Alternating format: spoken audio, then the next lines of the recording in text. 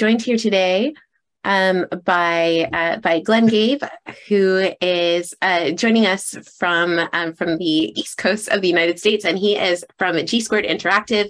He is an absolute legend, absolute phenom in the SEO space, and we're very pleased to have him here. He's got 25 years experience as an SEO writer, SEO analyst, SEO sensei, as it were, and we're very pleased to have him here. Thank you for joining us today, Gabe.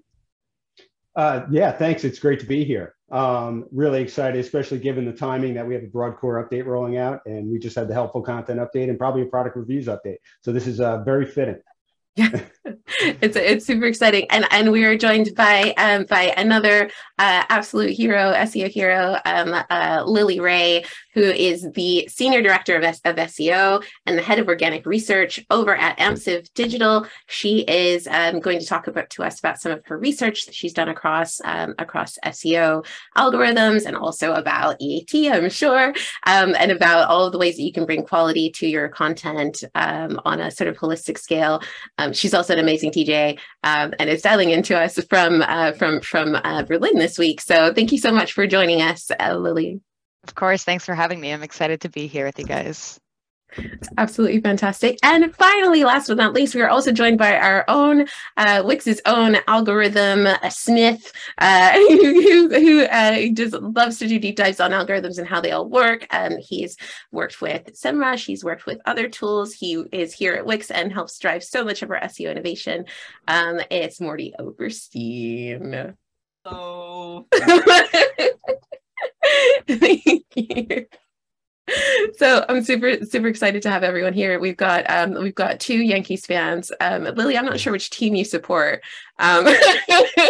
Yankees, I guess. I don't know. Yeah. Sorry. You are from Queens, though, so it might be the Mets, but I'd rather see you go for the Yankees. But. Yeah. Okay. Yankees, yeah. Right. So we're gonna hope to hit ourselves an algorithmic home run today with some of this content. So I'm just gonna let Glenn Gabe get set up so that he can share some of his insights. We have almost 1,000 people joining us already, which is brilliant to see. I love how punctual everyone is. I had a look at this deck earlier. It's fantastic. So you're in for a real treat. I'm gonna mute myself and let Glenn take it away. All right, excellent. So again, it's great to be here. We had major updates rolling out. The September broad core update is actually rolling out, started yesterday. So within the next few days, I'm sure we're going to see a lot of movement. And obviously your content is super important from that standpoint. So let's hop in. So first, a few key concepts, right? First, machine learning and major algorithm updates. This is extremely important to understand. First, let's talk about Google's Alan Kent, who's been kind of leading the effort a little bit from a product review standpoint. He confirmed that a machine learning system is being used for the product reviews update. That is not shocking. You can see that tweet on the right side there where he kind of alluded to that.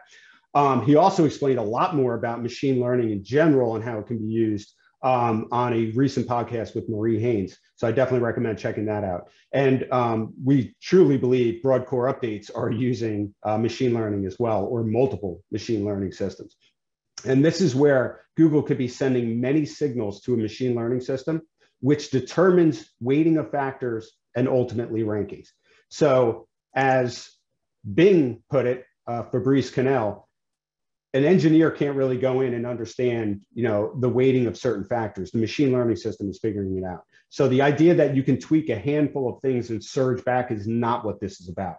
You should think holistically about your content, address Google's best practices, and don't just match the competition, but try and 10x their content. And it's great that Bing is very open about their use of machine learning, and Google little by little is explaining more about it. For example, the helpful content update uses a machine learning system as well.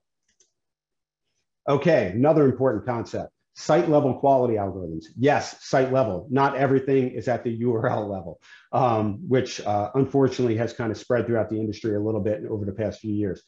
So Google has site level quality algorithms that can have a very big impact during major algorithm updates, especially like broad core updates. Google has explained it's evaluating sites overall and over an extended period of time via machine learning system, right? Now the helpful content updates doing that as well as product reviews update. So don't miss the forest through the trees. Focus on quality overall. Don't just look at a specific URL. Rankings across the site could be impacted by site level quality algorithms. So definitely important to understand that. Another important concept is quality indexing, which I've been writing about for years, probably dating back to medieval Panda days. So for those people that think quality is just about the content, it's not, right? And anyone that's really focused on broad core updates has seen this, right? You have a terrible user experience, heavy ads, deceptive ads, all sorts of stuff going on the page. Confusing for users. Sites like that could be impacted by broad core updates as well. So Google's John Mueller's explained this in a Search Central Hangout. Quality is not just about the text on the page, it's about the site overall, the UX, the layout, how things are presented, ads, and more. So definitely important to look beyond the content. You may have great content, but if the user experience is absolutely terrible, you better watch out. And this I find myself saying to clients all the time, especially newer clients, the SEO mantra: meet or exceed user expectations based on query, right? So it's really, really important. This is what Google wants to do, right? They don't want to dish out rankings for sites that don't meet or exceed user expectations. It can happen. Everybody sees it. Sometimes a site squeaks through in its ranking, but over the long term, it probably will not. So it's important to objectively review your content through the lens of user expectations, then boost content that doesn't pass, right? Or even nuke it if needed. I help usually larger scale sites. It's not uncommon during an audit over a number of months for a site to nuke 10, 20, 30,000 URLs, right? If they're just cruft, old cruft, lower quality content, et cetera. And also user studies come in very handy for evaluating content. And I'm going to cover more about that soon. And yes, short content could still meet or exceed user expectations. Google just covered this on a help hangout that they uploaded to YouTube. I believe it was last week. And they've been explaining this for the long term. If a query yields shorter content and it can meet or exceed user expectations, it's totally fine. Don't just see something with one paragraph and think that it should be nuked. Another important concept, staying in your lane. I have a case study where I talk heavily about this coming up. So focus on your core competency. Show Google what you should rank for. Earn links and mentions from other sites based on those pieces of content. All of this can really help, especially from an EAT standpoint, which I'm sure Lily's going to cover. It's okay to veer out of your lane occasionally. So some sites are like, can we write about this or that, even though it's not our core competency? Sure. If it's every now and then, totally fine. But in my opinion, based upon what I've seen, I would maintain a very strong focus on your core competency. If you veer heavily out of your lane, and heavily is a little different than what I explained before, you could pay a heavy price. So what's wrong with my content? So I kind of overloaded this next slide. It's usually 3 slides. I just wanted to quickly explain the difference between relevancy adjustments, intent shifts, and overall site quality problems. Because any site impacted by a broad core update or major update is going to run into this situation. Okay, again, a lot of information on the slide, sorry. Relevancy adjustments might be totally correct. That's where your content might not be as relevant anymore for the query. Great example of that is when I help entertainment sites, news publishers that maybe have a 3-year-old post that was ranking on page 1 for a celebrity or a politician. Now it's not as relevant anymore. It's still good. It's not low quality. It's just not as relevant anymore. So if that's happening, that's not something where it's overall site quality, it's a relevancy adjustment. Intent shifts are where Google decides to show a completely different type of site for the query. We've seen this, and I know Lily has brought this up too, with the product reviews update, where an e-commerce retailer might start ranking for reviews or vice versa, and that intent shift can switch as well. So there's not a lot you can do. You can't just suddenly become an e-commerce retailer if you're a review site and vice versa. Now, if it's not one of those, it could be overall site quality problems.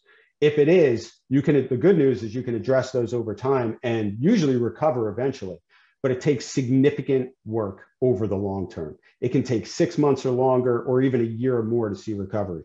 I've written a lot of case studies about recoveries from broad core updates. Some took a year, year and a half to actually recover if the situation is bad enough. So, if quality is a problem, then what? Is there a way to understand how users actually perceive your site? Yes, there is. And I mention this to almost every client, And I will tell you a small percentage actually execute it for whatever reason. It's super, super powerful to go through this. So anyway, the power of running user studies. You run them through the lens of broad core updates, the helpful content update, and product reviews updates, or whatever you're actually looking at, right? For a lot of clients I'm helping, it's usually one of those two, usually product reviews update or broad core updates. So Google literally gave you the questions, right? There's tons of questions now, from the Panda questions from Medieval Panda to broad core updates to product reviews update, and now helpful content update. Lots of questions. Craft scenarios for objective users, not your spouse, not your kids, not your clients, not your coworkers, really from a panel of people that are objective, and have them go through and watch video, listen to them, ask specific questions, have them try and traverse the site and accomplish something. I'm telling you, it's super powerful to see this and hear it. Clients that I've helped go through this, it's usually a light bulb moment. So what can you test? You could test everything from expertise, content quality, deception, ad aggressiveness, barriers, triggers for people, which can happen. You may not even know that what you're producing on your site is a trigger for some people. I've seen that happen. Credibility and trust and user experience. And from a content standpoint, obviously, focus on content quality, expertise, credibility, trust, and user experience, right? So these are things where you can test, like, how do real people feel about the content? This isn't just looking at bounce rate or adjusted bounce rate or anything like that. It's literally hearing from objective people. So it's a really good way to go. Okay, let's hop into some case studies. I provided 3. First was a news publisher in a very tough niche, very strong EAT, but some glaring issues, right? So they tanked during 2 consecutive core updates, right? As you can see on the right-hand side there. So they basically got hammered between the 2 of them, contacted me. And what was crazy is I had been on the site all the time, right? So I love the site, so I really was eager to help them. So overall, the content, the articles were great, right? Outstanding. But there were some really interesting glaring issues. For example, users could end up in an endless loop trying to find answers they could never find on the site. I found myself doing this based on checking the site from via query, and then I checked the behavior flow report. And I wrote a case study about this, by the way, too. So there's a blog post backing this. But they also, I'll get to that in a second. So the user can end up in an endless loop, but there was also a lot of cruft from over the years. They've been around forever. So that was also an issue. So let's talk about behavior flow. So I started from organic search at a certain landing page and watched people go downstream and watched people go back upstream and watched people go back downstream. And this was going on over and over. It was unbelievable. So I know a lot of people hammer this report in the old Google Analytics, but boy, it was so easy to explain to the client what was going on. They got it immediately and took action. So what they do, they significantly improved the site quality, site overall, including nuking or improving pockets of content that were ranking but couldn't meet or exceed user expectations. That's exactly what I was just talking about. They nuked cruft that had built up over the years. They also improved the user experience, technical SEO, causing quality problems, and more. Did a lot of work over several months, and they surged back with the December 2020 broad core update. By the way, they were never in Google News based on their niche. They jumped into Google News. They also jumped back into Discover. And this is what it looked like. I mean, you want to talk about a spike. I mean, look at that top graph. That's web search. And again, they were really never in Google News for the most part. And they popped in right after the update. So, or down the line. So it was really cool to see that. So what's great about their content? Tons of expertise in the niche, tons. They stay in their lane. You never go on their site and suddenly, they're writing about entertainment or something, like they're focused on a very specific niche. They provide supporting links and content, which is really important. I can't explain what they cover, but it's really important for them to do this. They have visuals, charts, and graphs to support the content. And also, if the story yields shorter content, that's totally fine. I explain this to them. They're totally cool with that. And sometimes it is shorter. It might only be 4 or 5 paragraphs. And it still ranks really well because it meets or exceeds user expectations. And they are trusted and well-known. Okay, again, I knew them when they contacted me. Okay, case study 2, veering way out of its lane. So this was a reference site. Keep that in mind, reference site. Long history, very strong EAT, veered way out of its lane at one point. unfortunately, there was a content strategy that, they figured that they could potentially rank for a lot of stuff outside of their core competency, and they did initially. And then they got hammered by a broad core update, as you can see in the charts, right? That's Sistrix visibility at the bottom, GSC up top, that's clicks dropping off a cliff. So what they do, they removed all of that fringe content and focused on its core competency again. 2 broad core updates later, they surge back. So again, it can take a while, right? Google's algorithms need to evaluate over time and see, oh, wait, there's not health and entertainment and politics and sports. They're focusing on a reference site again. So it was really cool to see. So these are the surges in visibility. Again, surged back pretty heavily. So what's great about their content? A ton of facts and information about each topic, very strong visuals, which is very important for their site, and in different formats, which is, from a user experience, amazing. They have well-organized pages with a table of contents and jump links to each section, which is a great way to go if you have a lot of content organized well. They provide links to relevant information across the site, so very strong internal linking, not for the sake of just linking, but really to help users and Google. And it's also a very trusted site. So it was very cool to see that. And the last case study, steady as it goes. This site, it's always amazing. Every time a major update rolls through, I go to see what's going on, and they just keep going. They're just, it's not like they're surging, they're doing well already. They seem always just, not impacted by these major updates. So it's really fascinating. I've been helping this site, by the way, since 2014. So they were hit by Panda and Penguin in the past, right? So this was 2012. So they worked hard to improve the site overall, did a lot of stuff over the years. They contain a ton of user-generated content in UGC. They moderate now the UGC heavily and continually review their article content to improve or boost the content. Again, extremely steady trending through broad core updates over time, as you can see on the right-hand side. So what's great about their content? Their articles and blog posts are very strong and based on firsthand expertise. The UGC is provided by real users who have firsthand expertise with the programs. Strong moderation, heavily moderated embedding system in place. So no spam gets on the site, or even really rudimentary comments don't even get up there. They have a voting system to help users understand the most helpful UGC. And they have great visual support in the content. They're a leader in their niche, well-known and trusted now by users. And as you can see below, this is over time. Again, I'm sure with this latest update, my guess is they'll probably just keep going. They're doing all the right things. Okay, so let's switch gears a little bit. Let's talk about the product reviews update and content quality. So the Wirecutter approach and testing labs. So not surprisingly, through the several product reviews updates for sites that were heavily impacted, they lacked strong content, right? Not shocking.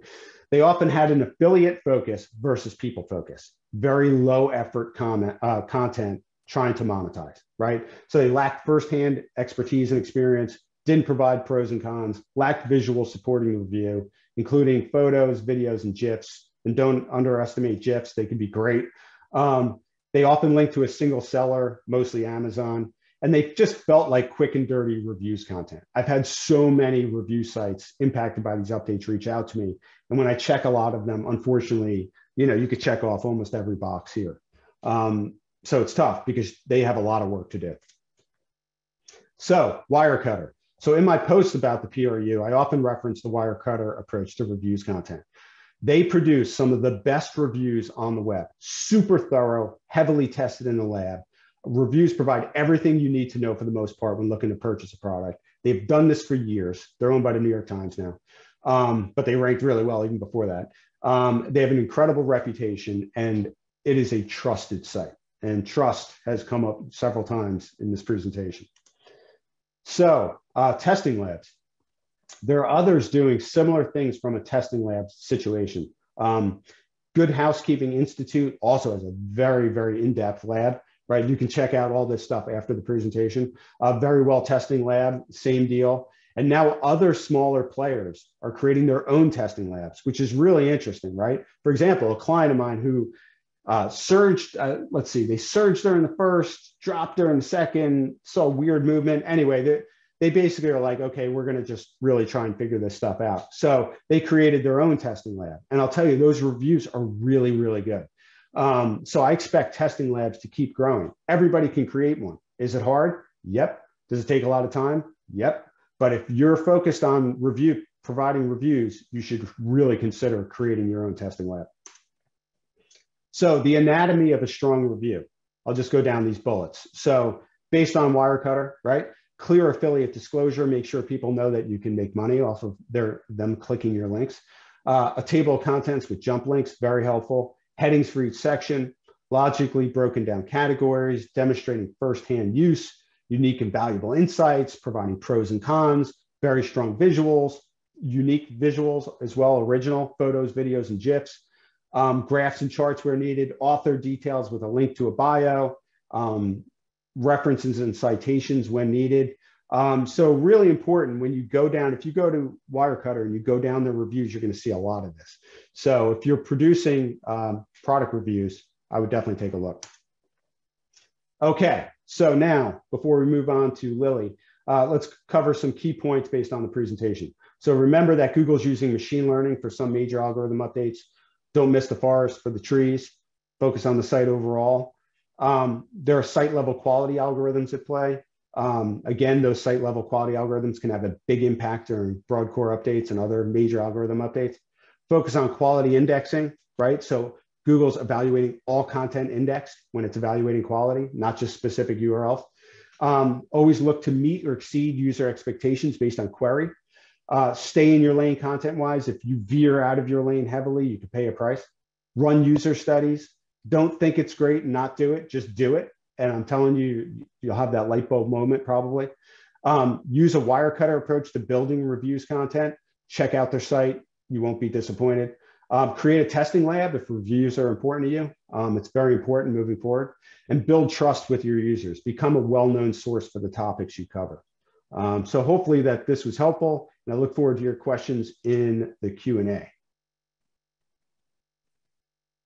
Fantastic. Thank you so much for sharing, Glenn. It's always a pleasure to hear you speak, and it's always a pleasure to hear those insights. I've got loads of questions myself, so I'm sure that we'll have lots from the content as well. Just a quick shout out to the audience. Yes, this is being recorded. Yes, we're going to be sharing the resources after the event. So just in case these are new concepts to you, you can sort of you can take a deep dive later on. But yeah, I think some fantastic insights. I think the point about user testing is very interesting, and I think and not relying on your mom or your best friend. That's exactly right. And just one thing on that, Google actually provided information in their post about broad core updates about user testing. So they think it's really important too. Just keep that in mind. Yeah, and I think there's a few different ways to get to do that. So maybe we can talk about that later in the discussion. So thank you so much for that. We're going to move on to Lily's fantastic presentation now. And again, we're going to be sharing the resources from all the speakers after the event. So yes, I'm just going to let Lily get all set up with her beautiful deck. Hang on one second. Just one second. Yeah. Yes, Louisa, you will receive a recording. It'll be on our YouTube channel. It'll also be on the same place where you registered for the event. Awesome. Okay, I finally remembered how to share my slideshow. Okay. Everything look okay? Looks beautiful. Awesome.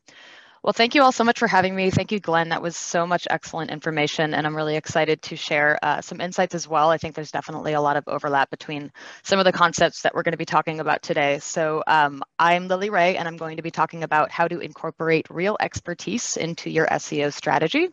So again, my name's Lily Ray. I'm the Senior Director of SEO and Head of Organic Research at an agency called Amsiv Digital. We're based in New York City, and super excited to be here with the Wix crew today. So today I'll be talking a lot about expertise. I know a few people in the chat asked what EAT means. I'll talk about that in a little bit, but it stands for expertise, authority, and trust. Expertise is the E in EAT, and this is definitely an acronym and a word that we see appearing throughout a lot of different Google documents and Google communications over the past 2 years. And the way that they're framing it is honestly as like one of the most important factors for producing high quality content. And I know that Glenn discussed that in some of his case studies. You know, some of those clients that are doing really well in the SEO space are conveying a lot of expertise throughout their content. So again, for anybody who's unfamiliar with EAT, it stands for Expertise, Authoritativeness, and Trustworthiness. This is an acronym that Google started using in its documentation in about 2014. And it's something that Google uses to train human search quality evaluators who they conduct tests with thousands of times throughout the year all around the world. And Google tells its quality evaluators to think about the EAT of the websites, of the people that are producing the content, the brand itself, anybody that's contributing to the website. And so these quality evaluators basically rate how much EAT a website or a content contributor might be displaying in the content. And this is something that Google uses to inform future algorithm updates. So it's an important concept to understand for SEO. And beyond that, if you read a lot of different Google documents and communications and product updates and algorithm updates and the language that they're using, you can see that they talk a lot about expertise specifically throughout these documents. So Google actually has this really fantastic guide called the Search Engine Optimization Starter Guide. It's a really great free resource for SEO. And they specifically say if you want to learn SEO, you should learn how to cultivate a reputation for expertise and trustworthiness in a specific area. They also say that expertise and authoritativeness of a site can increase its quality. This is Danny Sullivan from Google. He does a lot of communications related to what Google's up to. And in an article that he wrote called What Site Owners Should Know About Google's Core Updates, he asks, is this content written by an expert or an enthusiast who demonstrably knows the topic very, very well? So basically, like, is there evidence that the person that's creating this content is a true expert in their field? There's another article that Danny and Google put out about ranking well in Google News and Google Discover, and they explicitly say if you want to appear in Google Discover, Google News, you need to make sure that you're producing content that conveys a lot of expertise, authoritativeness, and trustworthiness. I know that Glenn mentioned Alan Kent. This is Alan Kent from Google. He's been kind of overseeing the product review updates, which there's been about to be 5 of in the past 2 years. They keep rolling out new versions of the product review updates. And Alan says that you should always express expert knowledge about the products where appropriate. So we'll talk about that a little bit later as well. And most recently, we have the helpful content update. And this is Danny again, basically saying that with this brand new update that Google launched a couple of weeks ago called the Helpful Content Update, you need to make sure that your content clearly demonstrates firsthand expertise and a depth of knowledge. For example, expertise that comes from having actually used a product or service or visiting a place. So we see kind of this common language that Google's using throughout a lot of these communications. The last thing Danny says about the Helpful Content Update is that you should avoid basically entering some niche topic area without sufficient expertise to be able to write about that content. But basically, if you're putting out a site because you see maybe you bought a domain, you want to pretend like you're an expert in a field, you thought you'd get a lot of SEO traffic and potentially, like affiliate revenue or ad revenue, but you don't actually have real expertise to write about that content, that could potentially set you up to be negatively impacted by the Helpful Content Update. So my theory, and I know that like Morty, we talk about this, Morty from Wix, we kind of think that there's like this big change that's happening with Google over the past couple of years, where I believe that they're algorithmically being able to differentiate between a real expert and somebody who might be faking expertise or basically just rehashing what a lot of other people have said online. So there's a really interesting Google patent that was analyzed by the late, great Bill Slawski a couple of years ago called Contextual Estimation of Link Information Gain. This is a Google patent that they filed in 2020, and it has this really important concept called an information gain score. What this means is that Google is capable of understanding when they're looking at 2 different documents, and let's say the documents have effectively the same information. If something has net new information that they haven't seen before, that's going to increase the information gain score of that content. So basically that means if this content has a certain expert opinion or certain piece of information or fact that Google hasn't seen in other content, that's going to increase the information gain score. And therefore that could potentially increase the rankings because Google is looking to produce or provide more original content in the search results, different perspectives in the search results. And as you can see by a lot of these communications, they're really focused on conveying expertise as well. So I wanted to share with you a little SEO story time because whenever I think about the role of expertise in SEO, I always think back to this one little anecdote that I've experienced in my time doing SEO for clients. So I wanted to show you guys one example of a small tattoo shop website that continues to outrank Cosmopolitan, Birdie, Good Housekeeping, and Men's Health for a variety of different tattoo keywords. What's amazing about this example is this site has been sitting here in the featured snippets on and off for about 6 years. And these are really big brands that have a much bigger presence, bigger domain authority and all these other SEO metrics that we think about. This is just a small tattoo shop business from New York. So how does this site continue to rank in the featured snippets? And how does it continue to maintain such great page 1 positions for all these different keywords? So you can see here, there's a variety of different really relevant keywords that the small website, probably only a 10 or 15 page website, continues to rank on page 1 and in many cases in the featured snippets. Well, what if I also told you that nobody has touched this content since 2016? This website has essentially not changed at all. The content that's ranking in the featured snippets has not changed at all. It hasn't even been updated at all. So I worked with this client and I'll tell you all about our SEO process. It's pretty simple. Obviously, this person's a tattoo artist. He's been tattooing for 20 years. And what I did was we came up with a couple of different pieces of content that we thought would be really relevant for his customers to know, such as like what lotion to use on a healing tattoo. I asked him some questions. He gave me all the answers based only on his own experience. I transcribed all the content, lightly optimized it for SEO. So it wasn't like I was giving him a bunch of things that he needed to answer based on my own keyword research. He was giving me a bunch of content based on his own experience. But then we tweaked it for SEO, included relevant headlines, and honestly haven't touched it since. It's been 6 years.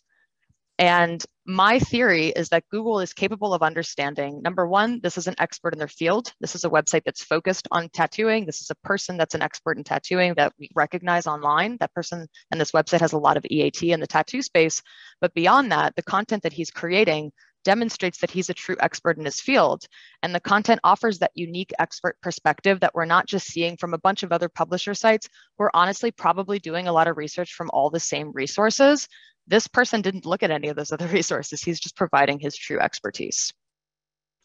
So I believe that there's a lot of sites that are doing a really great job of this, and they're using an expert-focused content strategy that's getting them big gains in the SEO space. So these are a variety of different sites that are seeing big increases in SEO this year. So this was calculated using the Systrix Visibility Index. That's a tool that basically evaluates how much visibility a given domain has on Google over time. Think of it like the stock market for SEO.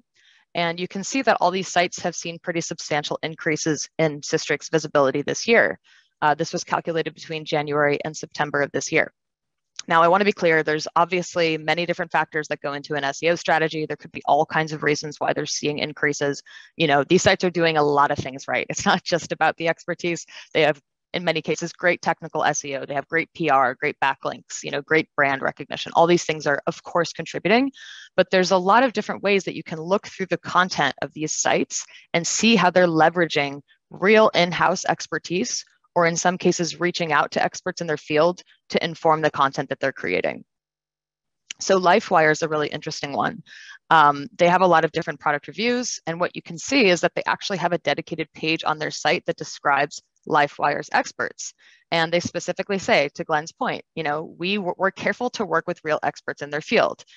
We take seriously the credentials and the expertise behind the people who write and edit the content that you're reading on this website. So not only does this site focus on expertise, they actually have an entire page describing how important expertise is to their business. This is another site that is really interesting to keep an eye on. This is a gentleman named Bob Villa. He does home construction projects, and he maintains a lot of position 1 or page 1 rankings for a lot of different keywords. And what I love about this is that Bob Villa is, a professional home contractor, but there's so much great content that's either written with Bob, in conjunction with Bob, or maybe Bob oversees the content or provides like an expert review of the content. And in this example, this is a page that he's ranking position 1 for the keyword basement waterproofing. And in this article, it's written by Bob and another writer. There's honest recommendations for how to work with a contractor. There's FAQs in the content. He explains the what, why, and how you should, implement basement waterproofing in your home. He doesn't necessarily link to a lot of other sites because, again, he's the one that's providing the expert information. He provides clarity around the expected costs of doing basement waterproofing with real numbers, not just like a vague range, but an actual cost of this process. And then again, there's a lot of sites that do use other, external writers, or maybe they hire writers in-house. But what I love about this site is that Bob is often involved in that content creation process. And you can see that this article was co-written with an author named Glenda as well as Bob. This is a site called Gadget Review that ranks #1 for best ceiling mounted projector. And this is, Glenn talked about some product review sites. This site actually has in its footer, like the methodology behind why this site exists. They talk about the fact that too many product review sites are just trying to capitalize on affiliate revenue, and that's kind of informing the content that they're writing. Whereas with Gadget Review, they're very focused on real expertise. They're focused on objectivity, and they make sure that they've actually tested the products themselves. So these are some screenshots that convey how users and most likely search engines are able to read this content and say, there's a lot of evidence on this page that the authors actually spent time with the products. There's pros and cons, there's examples of why they like it. And if you're Google, you can tell, like, maybe a bunch of other people have written about these ceiling projectors, but Gadget Review has net new information because they're experts and they've tried the products, and Google hasn't found that information on any other page before. This is REI. I'm sure you all are familiar with them. They do a lot of things right from an SEO standpoint. And, a lot of the growth that they're seeing is not just because of the content. They obviously have a huge e-commerce business as well. But what I love about REI's content strategy is that they leverage real employees from REI who have specific expertise in different areas. So in this case, this is the #1 ranking page for backpacking for women. And it's written by a woman named Liz, who's an REI outdoor school instructor. So it's like, from woman to woman, here's what you need to know about backpacking for women. And it's written in the first person. It's written based on her own experience. And I believe this is what Google's looking for in terms of providing expert advice.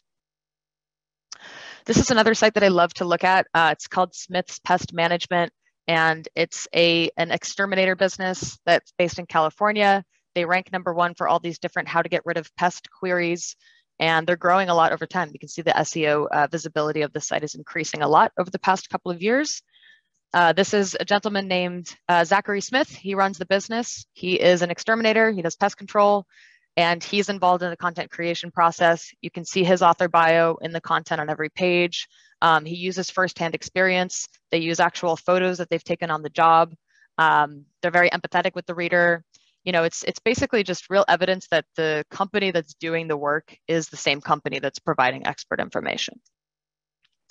So maybe you don't have experts on staff. That's a really common situation for companies to be in. Redfin and Business News Daily are two sites that do a really good job of saying, we wanted to figure out the answer to this question. So what we did is we reached out to a communication and etiquette expert, or we asked human resource experts and professionals to chime in. So, just because you don't have an expert working at your company doesn't mean that you can't do that outreach, reach out to them and ask for an expert contribution.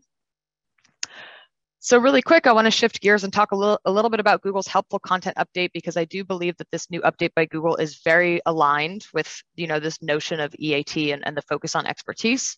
So what Google said about this update is that you're going to see more results with unique, authentic information, and you're more likely to read something that you haven't read before. So what have we seen from this update so far? I think a lot of us that read Google's communications and kind of saw this coming as like really a potentially big change to search, right? We expected this really monumental change the same way that we see with a lot of these broad core updates. But what's actually happening in reality is it's been a pretty slow update to begin to roll out. But what I think we're going to see is that there's this new notion of a classifier, which I'll talk about in a later slide. But Google's beginning to classify sites that are unhelpful, and it's a machine learning system, which Glenn talked about. So over time, the classifier can get smarter and smarter and better at identifying unhelpful content. So I think we're seeing just the beginning of this update. And Google started with low-hanging fruit. So with this update, we're starting to see some kind of fringy sites that aren't really following SEO best practices and content quality best practices, starting to see negative impacts from these updates. So we have things like lyric sites, some adult sites, sites that offer different grammar recommendations, MP3 downloads, low quality affiliate sites, product manuals, and sites that have copied code on them. So just some really quick examples. We have some lyric sites. There's a lot of lyric sites on the internet, obviously, but Glenn pointed out a really good point that in some cases, lyric sites don't actually have the license to be legally displaying this lyric information online. So it's entirely possible that Google's starting to catch on to some of that and, you know, really reward like licensed lyric sites, whereas other sites that are just replicating what everybody else says without actually adding real value could potentially be impacted by this update. So this is a screenshot of one of the sites that was affected, and I'm in Germany, so that's why these ads are in German, but you can see the extent to which the ads are overtaking the page content, right? It's like very hard to use. So it's possible Google's just saying like this lyric site is really not helpful compared to other sites that are offering much better content. There's also some product manual sites that started to get hit. So these are sites that offer actual like PDFs of different product documentation, but they don't add a lot of original value or anything that hasn't already been found online before. So these sites are being impacted. Grammar sites, which also, you know, there's thousands of these types of sites online. Some of them are seeing declines from this update. It's possible Google's just saying, you know what, we already have so many different answers to this question. These sites are not doing a great job differentiating their content. And I'm just a little bit like, we'll see what happens with this update, but this is my little skeptical, like, I don't know if this is helpful or not. So apparently Google has deemed a lot of these sites as not being unhelpful.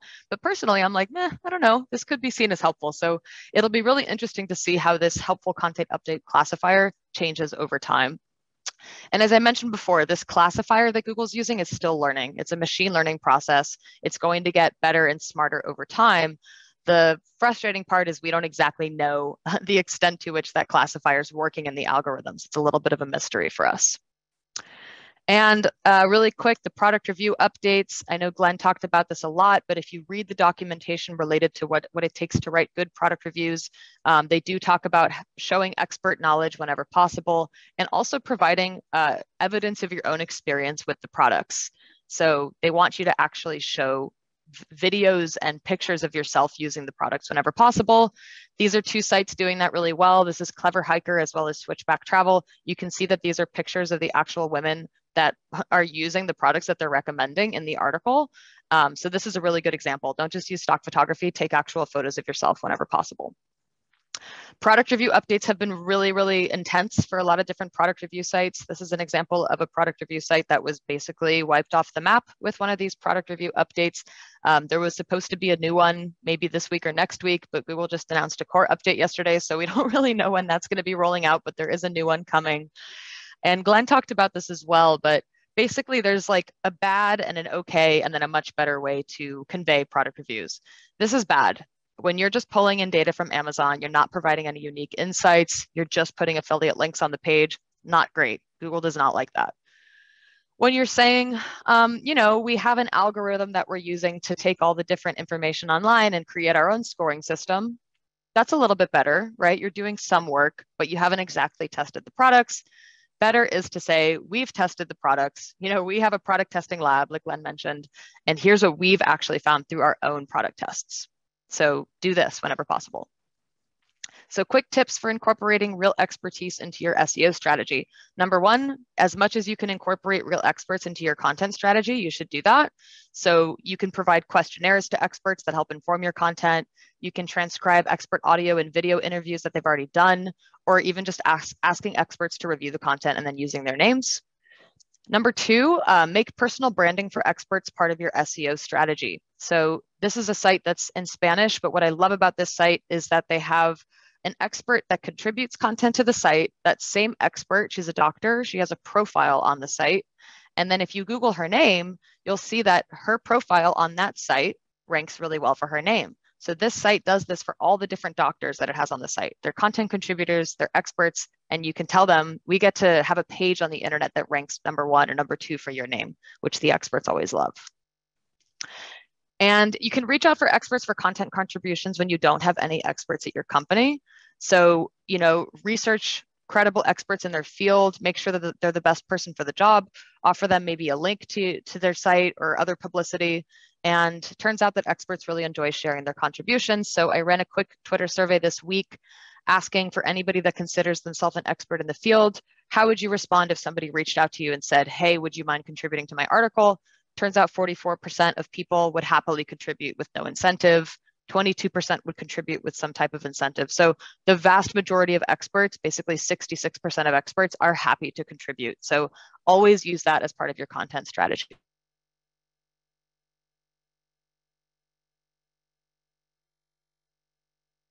Great insights. Great getting some great feedback from the audience on this. I think Lily is might need to rejoin just quickly, but yeah, we're getting some great insights. A few people asked a couple of questions in the chat around. I'm just if I may. Around some of the Wix things that we have built in around this. I can jump into that straight away, or we can jump back into your deck, Lily. Hey, sorry, my internet went out. Can you repeat the question?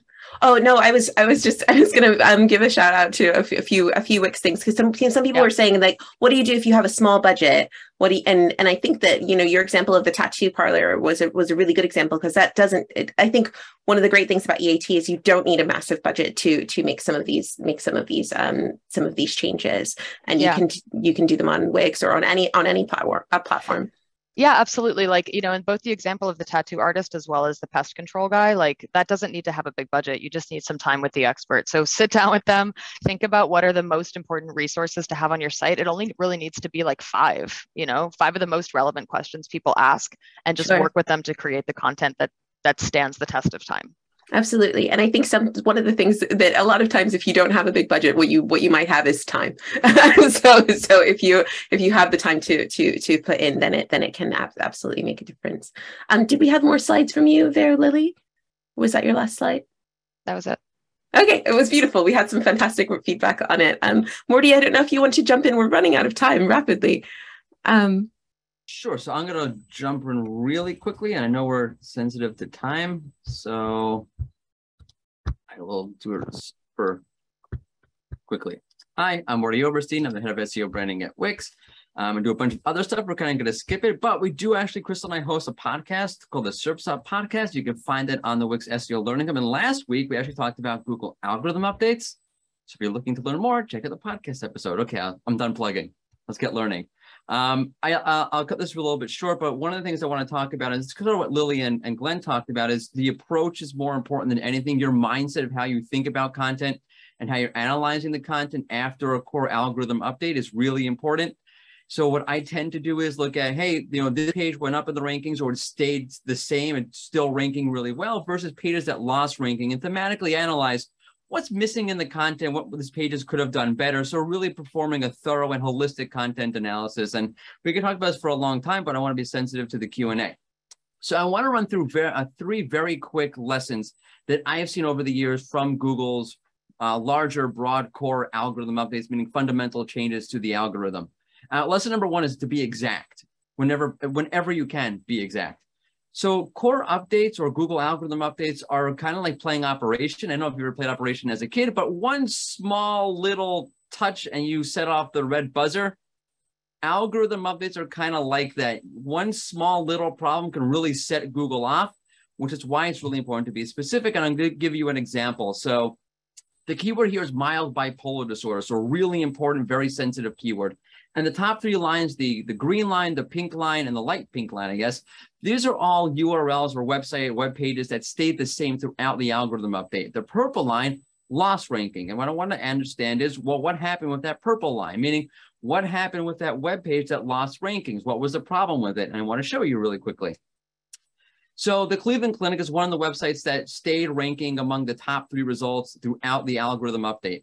And what they talk about is cyclothymia. And they say cyclothymia is often, keyword often, considered a milder form, a milder and chronic form of bipolar disorder. The Mayo Clinic, again, one of the top ranking consistent websites, says that it's a cyclothymia is there are several types of bipolar and related disorders. WebMD says, what causes cyclothymic disorder? Many experts, not all, but many experts say that cyclothemic disorder is a very mild form of bipolar disorder. Here's the page that lost rank. Cyclothemia, sometimes called cyclothemic disorder, is known, not often known, can be known, many think is known as a mild form of bipolar disorder, and they use it in the subheading of the page. An overview of cyclothemia, I'll get it right, the condition commonly called bipolar 3.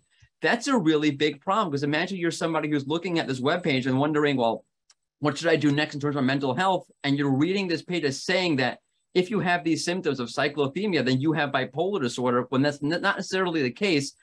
Being exact and being specific, especially as it applies to people's lives and their financial well-being, is very, very important. So if you can be as exact as possible in your content, it's a way of creating really good, really quality content, and Google's kind of in the know about it.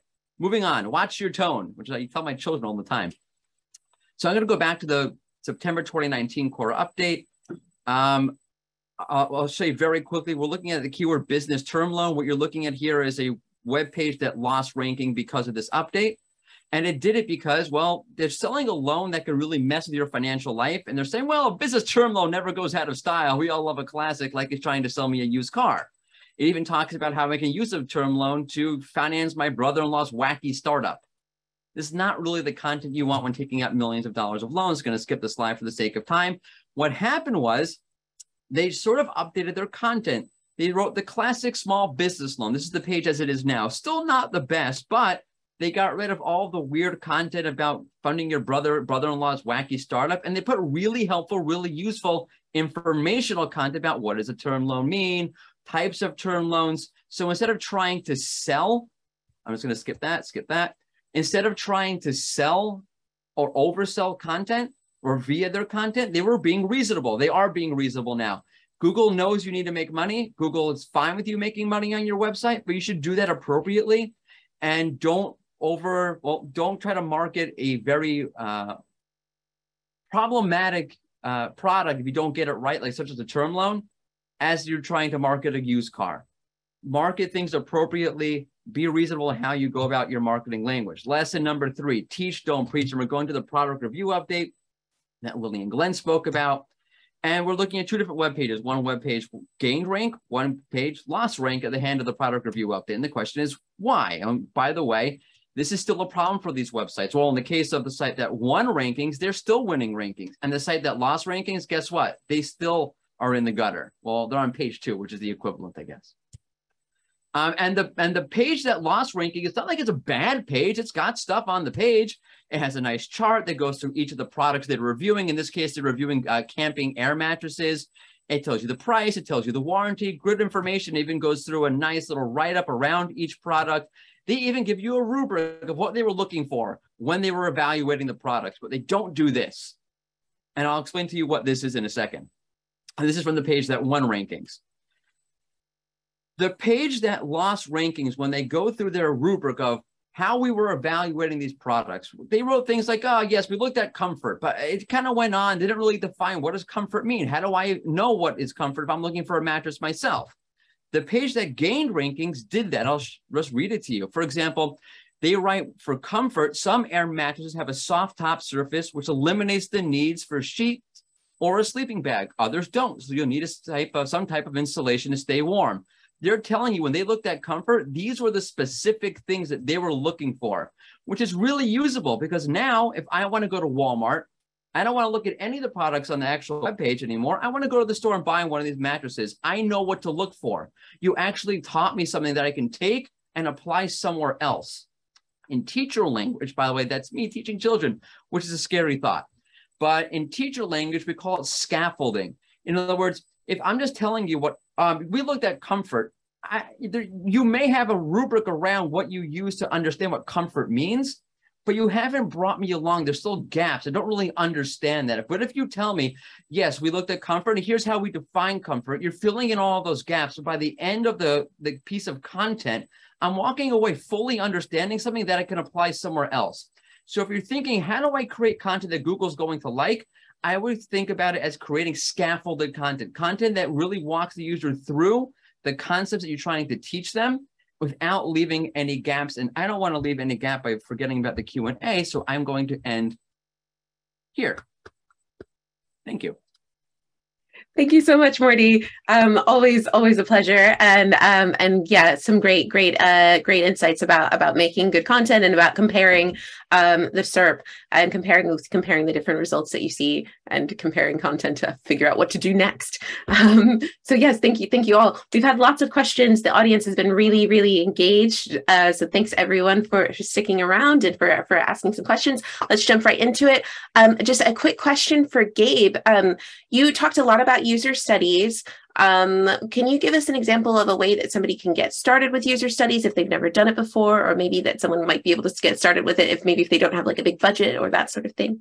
Yeah, absolutely. So I wrote an entire post about this. So if you Google Glenn Gabe user studies, you're going to probably very highly. So just go there. It has a whole case study of how I helped a health client through a user study through the lens of broad core updates.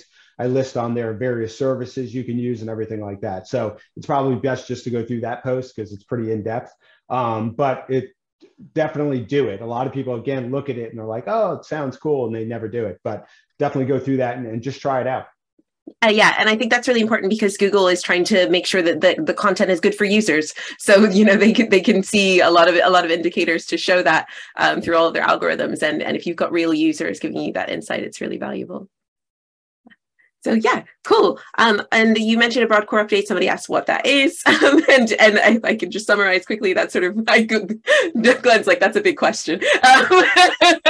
A broad core update is essentially when Google decides to adjust their algorithms across the web overall. We've mentioned people talking about product review updates. We talked about other things, and sometimes they'll focus on one particular part of the web, and then sometimes they'll focus on the web overall. Those are called broad core updates, generally speaking, in a very top level sort of way. Yeah, they're big. They're usually 3 to 4 times a year. They make the earth shake. It's when Google is basically updating its core ranking algorithm. So it's global across all languages, et cetera.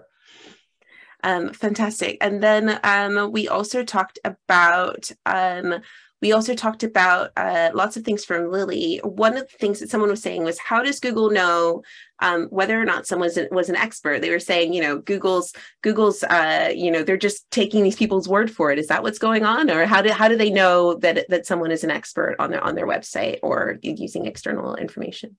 Sure. So Google doesn't always know, right? Like Google can't possibly know everybody in the world, but they're trying to.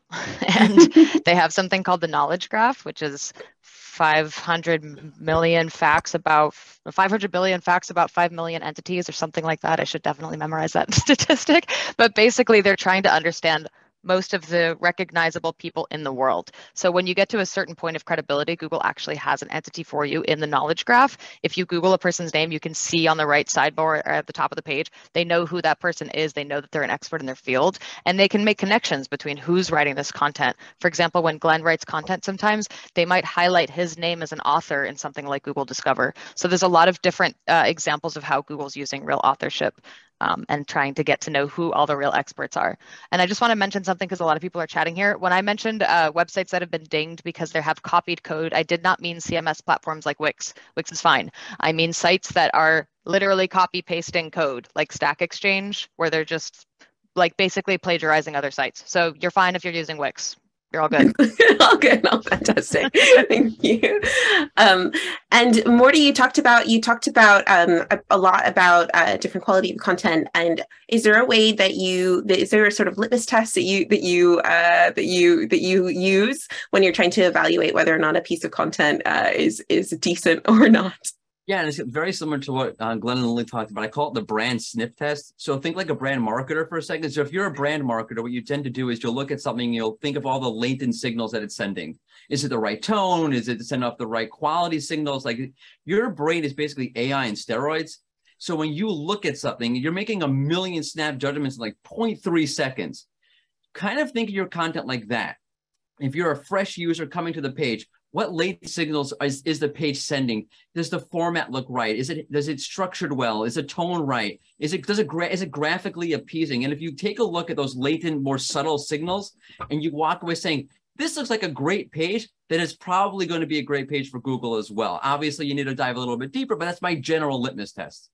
I think so, and it's interesting that you bring up some of the visual things, because Lily and Glenn both alluded to some of those. So that useful one that you showed that had all of those ads everywhere that you couldn't see anything. And Glenn, you mentioned, you know, that when we talk about quality content, we're also talking about content that's messy. So yeah, right. Yeah, I was just going to say. I mean, I've written for years about the negative UX experience, aggressive ads, deceptive ads. It's been in the Quality Rater guidelines. So if you Google me and ad aggressiveness and all sorts of stuff like that, you'll find some posts about it, but definitely do not overload the page with ads. Absolutely. And I don't know if we want to have take just a minute saying what we think maybe about the helpful content update, or if we think we just keep that can of worms closed. I don't know if I'm opening a can of worms. I think, do you think, what's your, can we possibly make some predictions maybe, or is that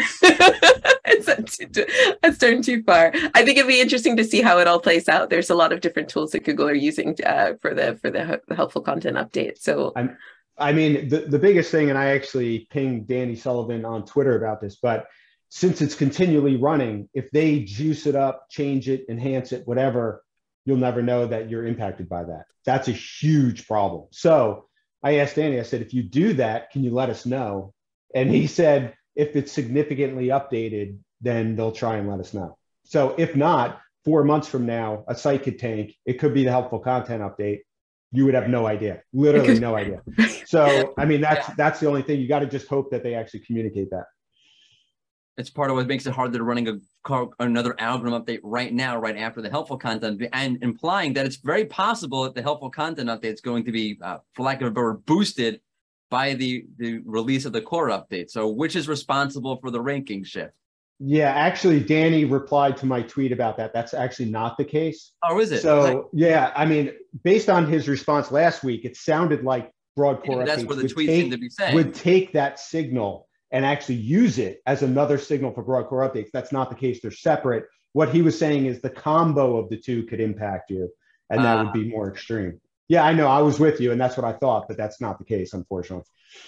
It'll be interesting to see how it all plays out, and how it affects sites, and how we make sure that we keep the content like the one that you showed, Glenn, where it's just always doing well. Yeah. I've seen clients like that, and it was interesting that Lily, you were saying about experts.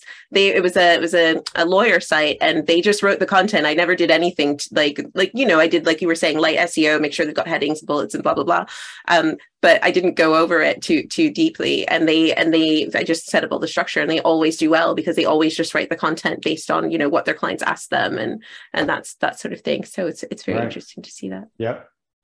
Cool. I think, I don't know if we should start wrapping up because we're sort of hitting our time. We've got loads more questions. So we'd love to have you back another time. Thank you very much to everyone for joining this session. We will be back next month for another Wix SEO session. And it will be all on local SEO. We'll be joined by Amanda Jordan. So please do join us for that. Thank you so much, Lily. Thank you so much, Glenn. Thank you so much, Morty. Thank you all for joining us. Thanks for having us. Okay, great. Thank you.